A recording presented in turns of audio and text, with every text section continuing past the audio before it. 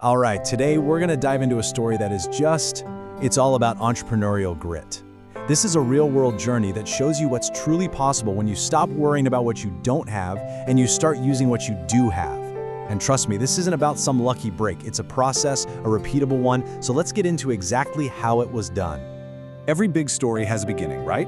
Well, this one starts right here, at absolute zero. We're talking no investment money, no loans from family, no startup funding. Not $1. And look, that's a scary place to start, for sure. But it's also kind of pure, you know? Because it proves that being resourceful is always gonna beat having resources. So that's the big question, isn't it? When you've got no money, no connections, what can you possibly build? For a lot of people, that's just a brick wall, game over. But for the entrepreneur in this story, well, it was just the starting line. The real test wasn't about the cash, it was about creativity. So what were the tools in the toolbox? Just these two things, a phone and an internet connection. That is literally it. No fancy software, no office space, no expensive gear, just the basic stuff that, let's be honest, most of us have in our pocket or on our desk right now. This completely levels the playing field. And this is where the work actually began. Not with some grand 60-page business plan, but with tiny $5 freelance gigs. You know, things like writing a quick product description, or maybe designing a simple little icon for social media. The goal wasn't to get rich quick, it was just to get in the game, to prove you could do it, and to earn that very first dollar. And we have to be super clear about this part. The beginning was a grind. I mean, painfully slow. This is that part of the story that's filled with frustration, you know? So much self-doubt, where you feel like you're just yelling and nobody's listening. It's that phase where you put in 100% effort for what feels like zero reward. And honestly, this is where most people quit. So, what changed? What was the turning point? It wasn't some lucky break. It was realizing that this slow grind just wasn't gonna work long term. So our entrepreneur adopted this new mindset, daily improvement.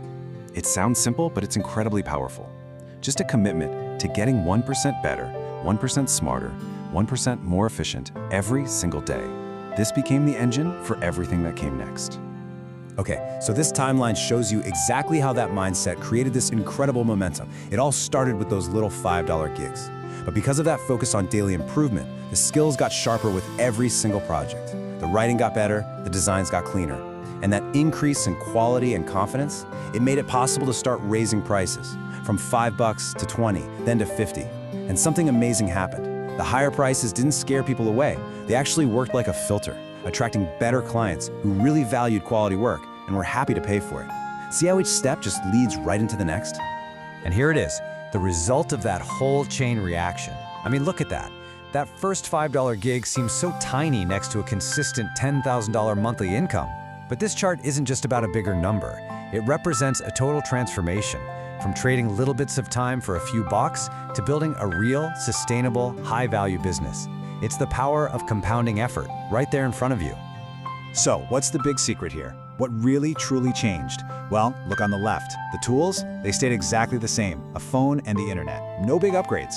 But then, look on the right. That's the one thing that changed everything, the effort. It went from just doing the basics to a relentless, strategic, daily mission to get better. And really, it all comes down to this one powerful idea. Same tools, different effort. The stuff on the outside didn't change, but the intensity, the consistency, and the quality of the effort on the inside, that changed completely. That's the whole lesson. It's not about what you have, it's about what you do with what you have. And you know, that brings us right to the final thought. This story isn't just about one person's success, it's really a template. It's a challenge for every single one of us.